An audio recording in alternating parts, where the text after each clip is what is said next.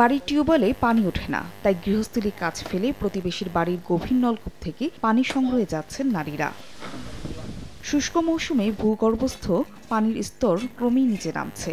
এতে সাধারণ নলকূপে তো নয়ই, মানিকগঞ্জের অনেক এলাকায় গভীর নলকূপেও ঠিকমতো পানি উঠছে না। ফলে গৃহস্থালী কাজের পাশাপাশি ব্যাহত হচ্ছে চাষাবাদ কার্যক্রম। জেলার মধ্যে সবচেয়ে বেশি সংকটে রয়েছে দৌলতপুর, ঘিওর, শিবালয়, হরিরামপুর ও সাটুরিয়া উপজেলা। সাধারণ নলকূপগুলোতে পানি না ওঠায় ৩০০ থেকে ৪০০ ফুট গভীরে সাবমার্সিবল পাম্প স্থাপন করছে মানুষ।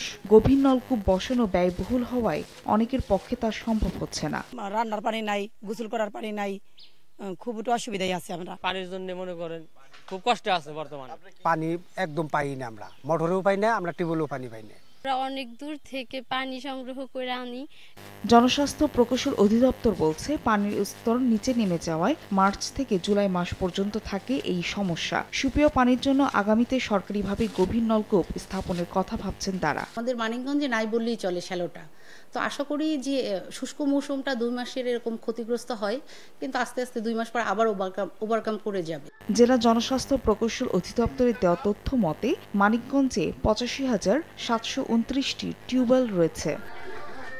সময় সংবাদ, মানিকগঞ্জ।